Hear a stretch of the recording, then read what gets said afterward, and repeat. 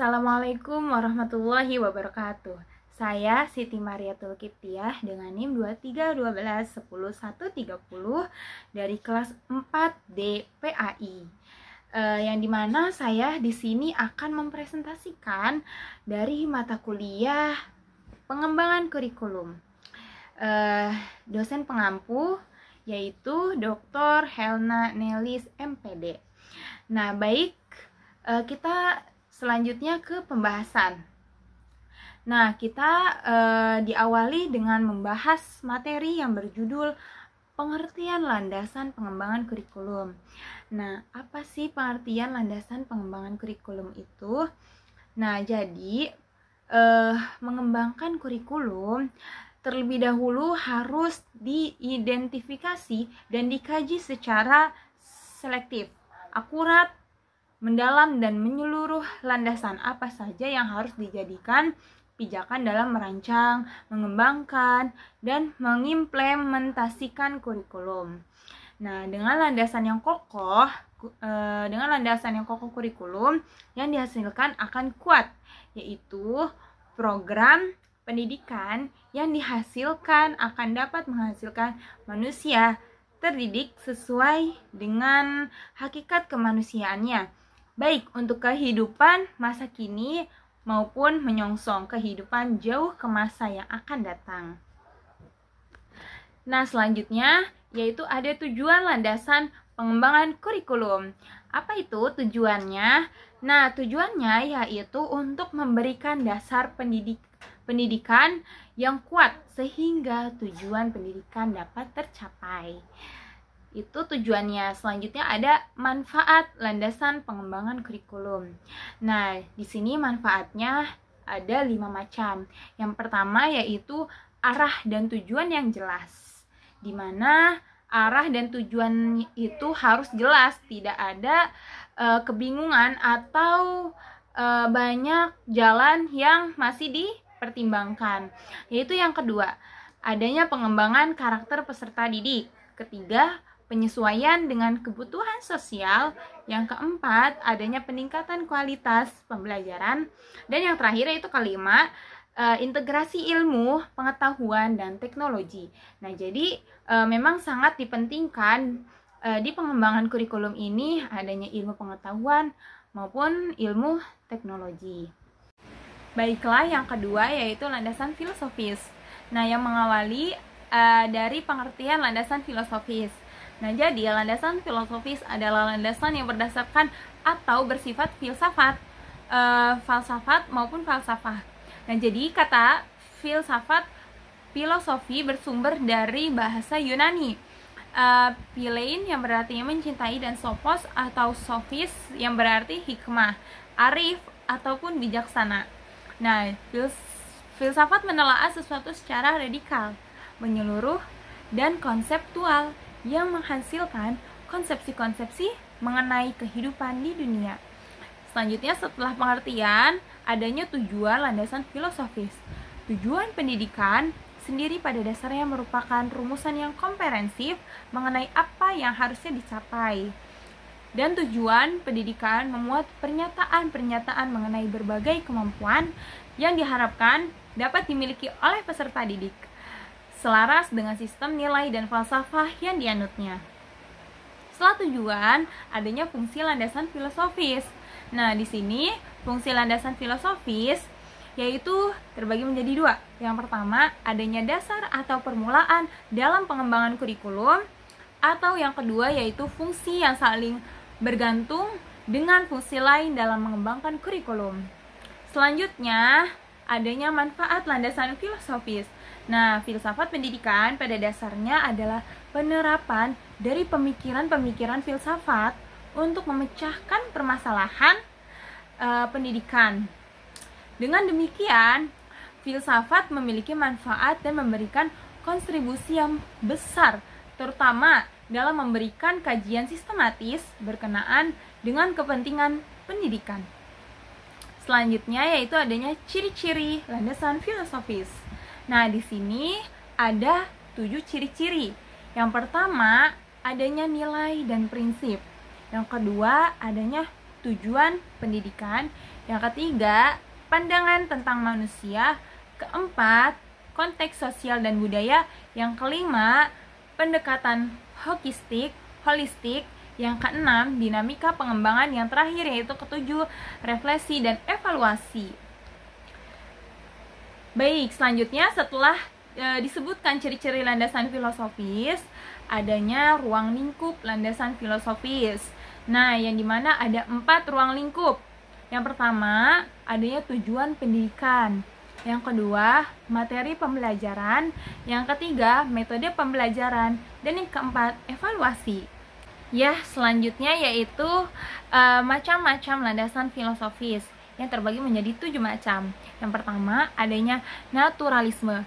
Nah, naturalisme merupakan aliran filsafat yang menganggap segala kenyataan yang bisa ditangkap oleh panca indera sebagai kebenaran yang sebenar-benarnya.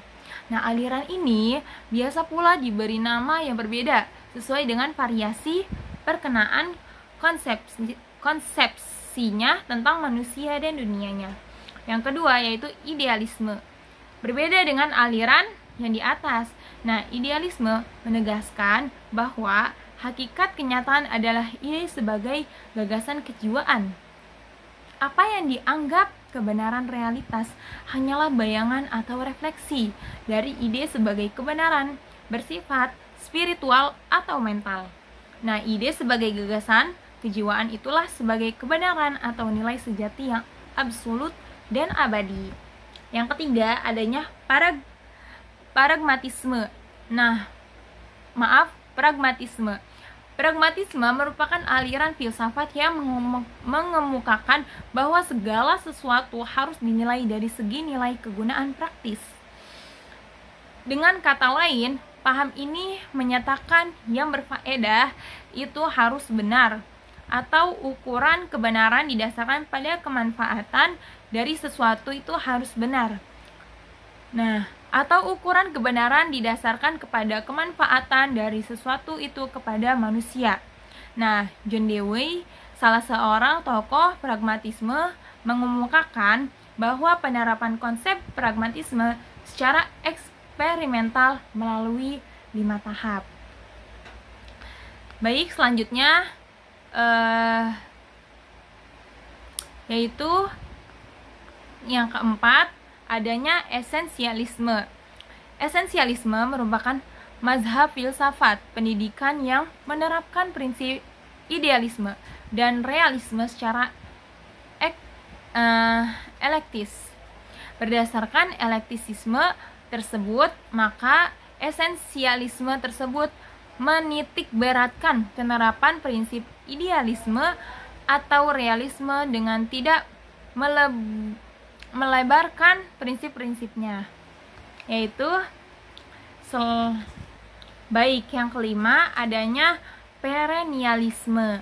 Nah, ada persamaan antara perennialisme dan esensialisme, yakni keduanya membela kurikulum tradisional yang berpusat pada mata pelajaran yang pokok-pokok. Nah, perbedaannya ialah perennialisme menekankan keabadian teori kehikmatan, yaitu pengetahuan yang benar, truth, keindahan, beauty, kecintaan kepada kebaikan, goodness. Oleh karena itu, dinamakan perennialisme karena kurikulumnya berisi materi yang konstan atau perennial. Nah, prinsip pendidikan antara lain adanya konsep pendidikan itu bersifat abadi karena hakikat manusia tak pernah berubah. Yang kedua, adanya inti pendidikan haruslah mengembangkan kekhususan makhluk manusia yang unik, yaitu kemampuan berpikir. Nah, yang ketiga, adanya tujuan belajar adalah mengenal kebenaran abadi dan universal.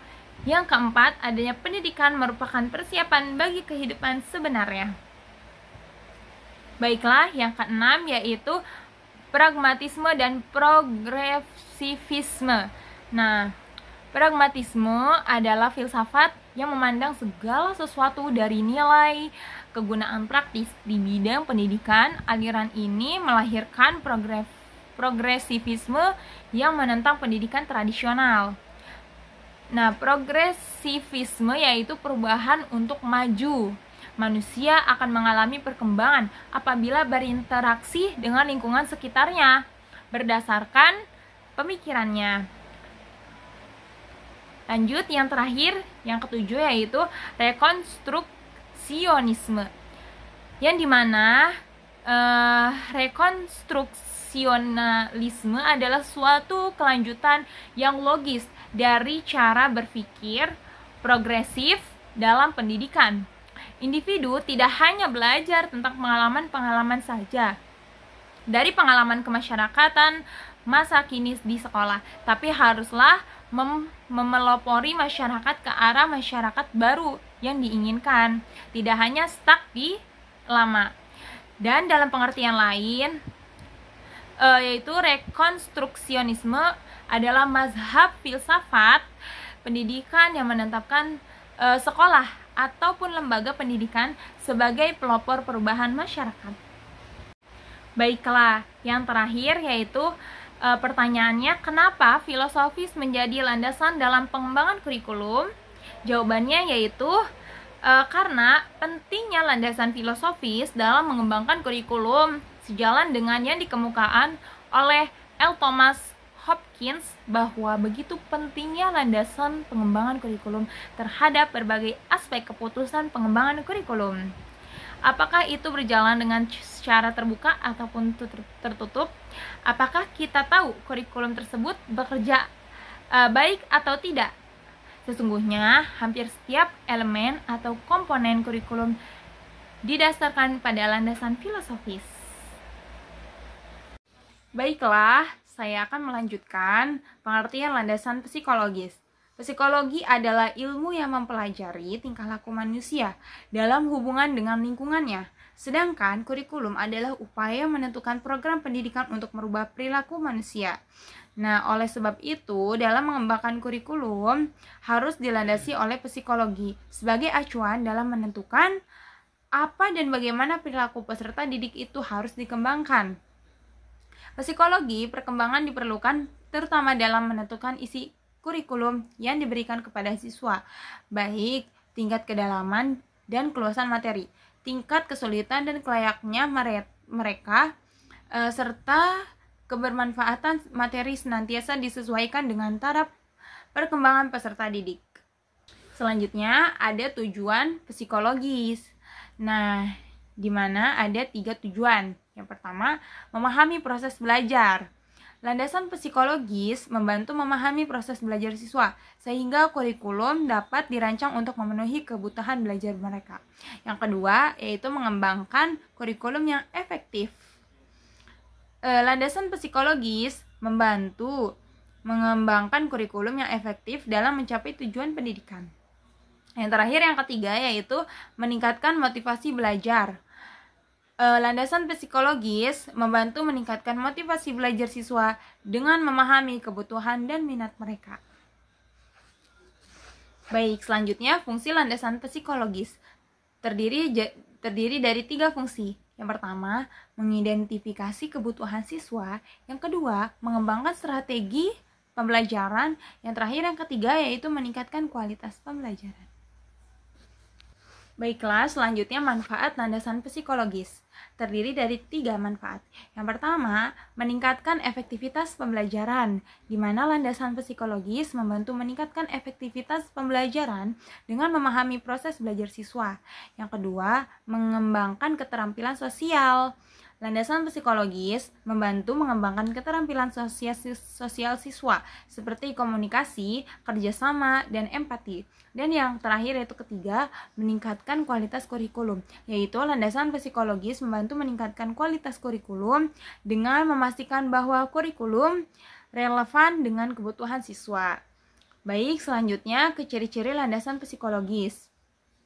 Terdiri dari 5 ciri-ciri. Yang pertama, mempunyai teori belajar yang jelas, yaitu landasan psikologis harus memiliki teori belajar yang jelas dan spesifik dalam pengembangan kurikulum. Yang kedua, berfokus pada proses belajar siswa, yaitu landasan psikologis harus berfokus pada proses belajar siswa, seperti bagaimana siswa belajar dan mengembangkan kemampuan. Yang ketiga, mempunyai asumsi tentang perilaku siswa, yaitu landasan psikologis harus memiliki asumsi tentang perilaku siswa seperti motivasi, minat, dan kemampuan. Keempat, mempunyai pandangan tentang peran guru, yaitu landasan psikologis harus memiliki pandangan tentang peran guru, seperti bagaimana guru dapat membantu siswa belajar dan mengembangkan kemampuan. Yang terakhir, mempunyai pandangan tentang evaluasi, yaitu landasan psikologis harus memiliki pandangan tentang evaluasi, seperti bagaimana evaluasi dapat digunakan untuk meningkatkan proses belajar siswa. Baiklah, selanjutnya ruang lingkup landasan psikologis. Yang pertama, perkembangan kognitif siswa. Yang kedua, perkembangan emosi dan sosial siswa. Yang ketiga, proses belajar dan motivasi siswa. Yang keempat, pengembangan kemampuan dan keterampilan siswa. Yang kelima, pengaruh lingkungan dan faktor-faktor lain terhadap proses belajar. Nah, selanjutnya ada macam-macam landasan psikologis. Yang pertama, teori belajar behavioris, yang dimana fokus pada perilaku yang dapat diamati dan diukur, seperti teori conditioning klasik dan operan. Yang kedua, teori belajar kognitif, yang dimana fokus pada proses mental yang terjadi selama belajar, seperti teori pengetahuan dan teori konstruktivisme. Yang ketiga, adanya teori belajar humanistik, yaitu fokus pada potensi dan keunikan individu, seperti teori motivasi dan teori kepribadian. Yang keempat, teori perkembangan kognitif, yaitu fokus pada perkembangan kemampuan kognitif siswa, seperti teori Jean Piaget dan teori Lev-Vygotsky. Dan yang terakhir yaitu teori motivasi, yaitu fokus pada faktor-faktor yang mempengaruhi motivasi siswa untuk belajar, seperti teori motivasi intrinsik dan ekstrinsik. Baiklah, yang terakhir dari landasan psikologis, yaitu mengapa psikologis menjadi landasan dalam pengembangan kurikulum. Nah, jawabannya yaitu karena penerapan landasan psikologi dalam pengembangan kurikulum tiada lain agar upaya pendidikan yang dilakukan dapat menyesuaikan dengan hakikat peserta didik, baik penyesuaian dari segi materi atau bahan yang harus disampaikan, penyesuaian dari segi proses penyampaian atau pembelajarannya, dan penyesuaian dari unsur-unsur upaya pendidikan yang lainnya. Baiklah, yang selanjutnya landasan sosiologis. Yang pertama, pengertian landasan sosiologis. Nah, pengertian tentang landasan sosiologi adalah di mana suatu proses interaksi antara dua individu, bahkan dua generasi, dan kemungkinan generasi muda untuk mengembangkan diri, sehingga melahirkan cabang-cabang sosiologi, antara lain sosiologi pendidikan dan ruang lingkup. Baiklah, selanjutnya yaitu tujuan landasan sosiologis. Terdiri 3 tujuan. Yang pertama, mengembangkan kurikulum yang relevan, yaitu landasan sosiologis membantu mengembangkan kurikulum yang relevan dengan kebutuhan masyarakat dan lingkungan sosial. Yang kedua, yaitu meningkatkan kesadaran sosial, yaitu landasan sosiologis membantu meningkatkan kesadaran sosial siswa tentang isu-isu sosial yang terkait dengan kehidupan sehari-hari. Yang ketiga, yaitu mengembangkan keterampilan sosial, di mana landasan sosiologis ini membantu mengembangkan keterampilan sosial siswa, seperti berkomunikasi, kerjasama, dan empati. Baik, selanjutnya, fungsi-fungsi landasan sosiologis. Yang pertama, mengajarkan keterampilan. Yang kedua, mentransmisikan budaya. Yang ketiga, mendorong adaptasi lingkungan. Dan yang terakhir, membentuk kedisiplinan. Baiklah, selanjutnya manfaat landasan sosiologis. Yang pertama, meningkatkan relevansi kurikulum, yaitu landasan sosiologis membantu meningkatkan relevansi kurikulum dengan kebutuhan masyarakat dan lingkungan sosial. Yang kedua, meningkatkan kualitas pembelajaran. Landasan sosiologis membantu meningkatkan kualitas pembelajaran dengan mempertimbangkan faktor-faktor sosial yang mempengaruhi proses belajar. Yang terakhir, mengembangkan siswa yang berwawasan sosial. Landasan sosiologis membantu mengembangkan siswa yang berwawasan sosial, memiliki kesadaran sosial, dan dapat berkontribusi pada masyarakat. Nah, selanjutnya adanya ciri-ciri landasan sosiologis. Yang pertama, mempunyai tujuan yang jelas, yaitu landasan sosiologis harus memiliki tujuan yang jelas dan spesifik dalam pengembangan kurikulum. Yang kedua, berfokus pada kebutuhan masyarakat, yaitu landasan sosiologis harus berfokus pada kebutuhan masyarakat dan lingkungan sosial. Yang ketiga, mempunyai asumsi tentang peran pendidikan, yaitu landasan sosiologis harus memiliki asumsi tentang peran pendidikan dalam masyarakat. Yang keempat, mempunyai pandangan tentang struktur sosial, yaitu landasan sosiologis harus memiliki pandangan tentang struktur sosial dan bagaimana pendidikan itu dapat mempengaruhi struktur sosial tersebut. Yang kelima, mempunyai pandangan tentang perubahan sosial, yaitu landasan sosiologis harus memiliki pandangan tentang perubahan sosial dan bagaimana pendidikan dapat mempromosikan perubahan sosial tersebut. Baiklah, selanjutnya yaitu ruang lingkup landasan sosiologis. Nah, yang pertama adanya hubungan pendidikan dengan aspek masyarakat lain yang mempelajari fungsi pendidikan dalam kebudayaan, kemudian hubungan sistem pendidikan dan proses kontrol sosial dengan segala sistem kekuasaan lain. Nah, fungsi pendidikan dalam memelihara, mendorong proses sosial dan perubahan kebudayaan.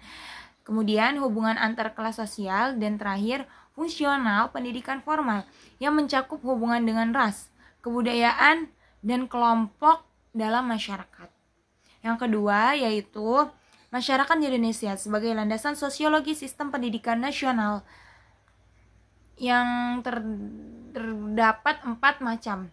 Yang pertama, masyarakat sebagai kesatuan hidup memiliki ciri utama antara lain adanya interaksi antar warganya, kemudian adanya pola tingkah laku yang diatur adat istiadat, hukum dan norma yang berlaku, dan yang terakhir adanya rasa identitas yang mengikat pada warganya. Baik, selanjutnya yaitu ada beberapa macam landasan sosiologis terhadap pengembangan kurikulum.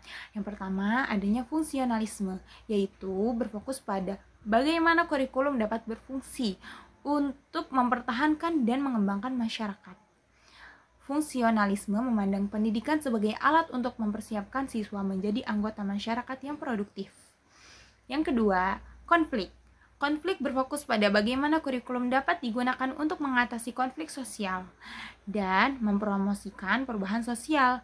Konflik juga memandang pendidikan sebagai alat utama untuk mempromosikan perubahan sosial dan mengatasi ketidaksetaraan sosial.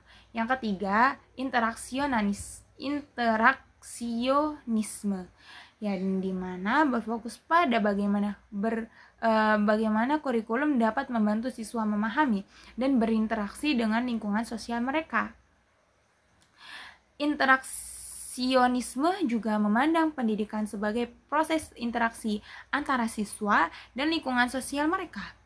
Yang keempat, sosiologi kritis, yaitu fokus pada bagaimana kurikulum dapat digunakan untuk mempromosikan kesadaran kritis dan perubahan sosial. Dan yang terakhir, postmodernisme, yaitu fokus pada bagaimana kurikulum dapat membantu siswa memahami dan berinteraksi dengan lingkungan sosial yang kompleks dan berubah-ubah. Dan juga postmodernisme ini memandang pendidikan sebagai proses konstruksi pengetahuan dan realitas sosial. Selanjutnya, terakhir, yaitu mengapa sosiologis menjadi landasan dalam pengembangan kurikulum. Nah, jawabannya yaitu karena mengerti dari konteks sosial.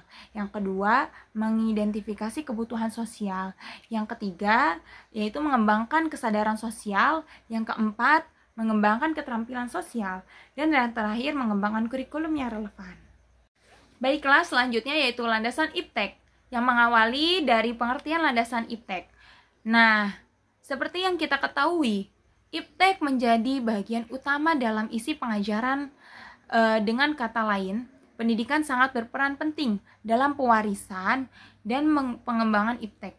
Nah, pengertian tentang ilmu pengetahuan dan teknologi iptek adalah terdapat beberapa istilah yang perlu dikaji agar jelas makna dan kedudukan masing-masing, yakni pengetahuan, ilmu pengetahuan, teknologi, ilmu pengetahuan dan teknologi. Nah, pengetahuan atau disebut juga knowledge adalah segala sesuatu yang diperoleh melalui berbagai cara, pengindaran terhadap fakta, penalaran rasio, intuisi, dan wahyu. Perkembangan iptek juga sebagai landasan ilmiah.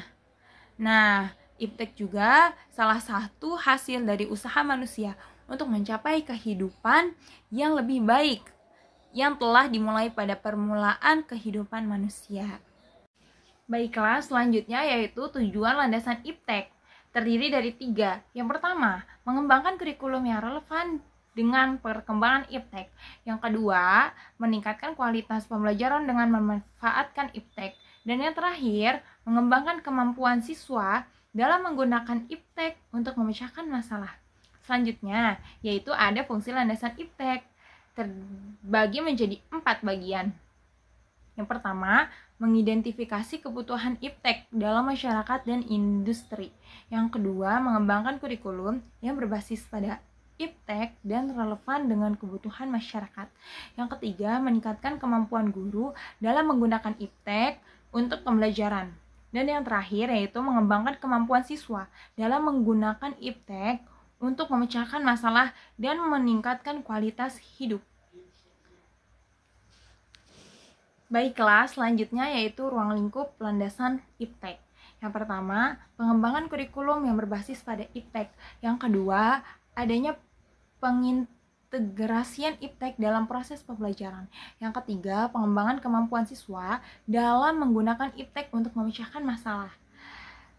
Yang keempat, pengembangan kemampuan guru dalam menggunakan iptek untuk pembelajaran. Dan yang kelima yaitu pengembangan kurikulum yang relevan dengan kebutuhan masyarakat dan industri. Nah, selanjutnya yaitu macam-macam landasan iptek. Yang pertama adanya TIK, yaitu teknologi, informasi, dan komunikasi.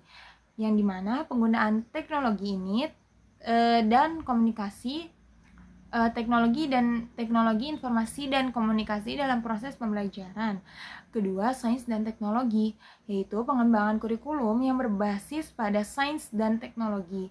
Yang ketiga, matematika dan ilmu pengetahuan alam, yaitu pengembangan kurikulum yang berbasis pada matematika dan ilmu pengetahuan alam. Yang keempat, yaitu teknologi pembelajaran, yaitu penggunaan teknologi pembelajaran dalam proses pembelajaran. Dan yang terakhir, inovasi dan kreativitas, yaitu pengembangan kurikulum yang berbasis pada inovasi dan kreativitas. Baiklah, kita lanjut ke manfaat landasan iptek. Terdiri dari 4 manfaat. Yang pertama, adanya meningkatkan kualitas pembelajaran dengan memanfaatkan iptek. Yang kedua, mengembangkan kemampuan siswa dalam menggunakan iptek untuk memecahkan suatu masalah. Yang ketiga yaitu meningkatkan relevansi kurikulum dengan kebutuhan masyarakat dan industri. Yang terakhir, yang keempat yaitu mengembangkan kemampuan guru dalam menggunakan iptek untuk pembelajaran. Setelah manfaat yaitu adanya ciri-ciri landasan iptek. Yang pertama yaitu berbasis pada pengetahuan dan teknologi terkini. Yang kedua yaitu mengintegrasikan iptek dalam proses pembelajaran. Yang ketiga yaitu mengembangkan kemampuan siswa dalam menggunakan iptek untuk memecahkan suatu masalah. Yang keempat yaitu meningkatkan kemampuan guru dalam menggunakan iptek untuk pembelajaran. Dan yang terakhir yaitu kelima, mengembangkan kurikulum yang relevan dengan kebutuhan masyarakat dan industri. Baiklah, selanjutnya yang terakhir, mengapa iptek menjadi landasan dalam pengembangan kurikulum? Karena dalam mengembangkan kurikulum tidak bisa melepaskan dari perkembangan ilmu pengetahuan dan teknologi. Nah, agar kurikulum yang dihasilkan selain memiliki kekuatan karena bersumber dari ilmu pengetahuan dan teknologi, juga bisa mengembangkan dan melahirkan ilmu pengetahuan dan teknologi demi lebih memajukan peradaban manusia. Baiklah, kita lanjut ke landasan organisatores. Yang pertama yaitu pengertian landasan organisatoris, yaitu landasan pengembangan kurikulum yang berhubungan dengan pola penyusunan bahan mata pelajaran yang akan disampaikan kepada peserta didik. Nah, baik, selanjutnya yaitu tujuan landasan organisatoris. Yang pertama, mengembangkan struktur organisasi yang efektif untuk pengembangan kurikulum. Yang kedua, meningkatkan efisiensi dan efektivitas pengembangan kurikulum.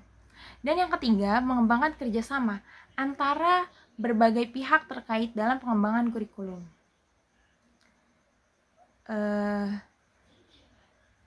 Selanjutnya yaitu fungsi landasan organisatoris. Nah, organisatoris ini berfungsi memberikan dasar-dasar dalam penyusunan mata pelajaran, penentuan luas dan sempitnya uraian, serta urutan dan susunan mata pelajaran tersebut. Selain itu, organisatoris juga berkenaan dengan bentuk organisasi bahan pelajaran yang disajikan. Baiklah, lanjut ke manfaatan landasan organisatoris. Yang pertama, meningkatkan efisiensi dan efektivitas pengembangan kurikulum. Yang kedua, mengembangkan kerjasama antara berbagai pihak terkait. Yang ketiga, meningkatkan kualitas pengembangan kurikulum.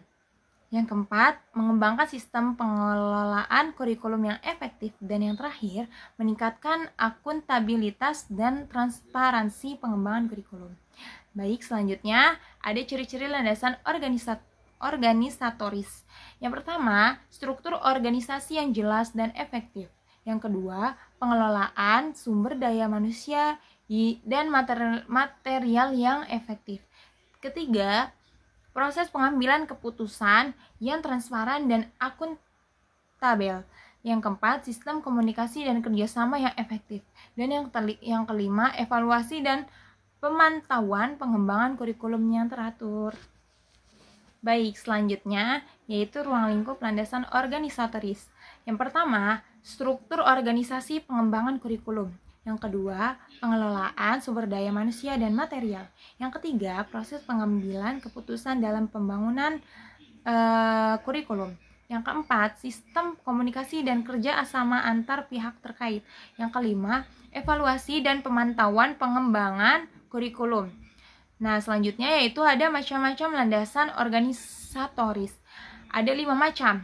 Yang pertama, sentralisasi, yaitu pengembangan kurikulum dilakukan oleh pemerintah pusat atau lembaga sentral. Yang kedua, desentralisasi, yaitu pengembangan kurikulum dilakukan oleh pemerintah daerah atau lembaga lokal. Yang ketiga, partisipatif, yaitu pengembangan kurikulum melibatkan partisipasi aktif dan berbagai pihak terkait seperti guru, siswa, dan masyarakat. Yang keempat, kolaboratif, yaitu pengembangan kurikulum dilakukan melalui kerjasama antara berbagai lembaga dan pihak terkait. Baik, selanjutnya yaitu terakhir, mengapa organisatoris itu menjadi landasan dalam pengembangan kurikulum? Karena ada beberapa alasan, yaitu mengatur struktur, yang dimana organisatoris membantu mengatur struktur pengembangan kurikulum, sehingga proses pengembangan menjadi lebih efektif dan efisien. Yang kedua, mengelola sumber daya, yaitu organisatoris membantu mengelola sumber daya manusia dan material yang diperlukan dalam pengembangan kurikulum. Yang ketiga, meningkatkan kerjasama, yaitu organisatoris membantu meningkatkan kerjasama antara berbagai pihak terkait dalam pengembangan kurikulum. Yang keempat, mengembangkan sistem, yaitu organisatoris membantu mengembangkan sistem pengelolaan kurikulum yang efektif dan efisien. Dan yang terakhir, meningkatkan akuntabilitas, yang dimana organisatoris membantu meningkatkan akuntabilitas dan transparansi dalam pengembangan kurikulum. Baiklah, mungkin itu saja yang bisa saya sampaikan dalam presentasi makalah kelompok 4 yang berjudul Landasan Pengembangan Kurikulum. Kurang lebihnya mohon maaf. Sekian dan terima kasih. Wabillahi taufiq wal hidayah. Wassalamualaikum warahmatullahi wabarakatuh.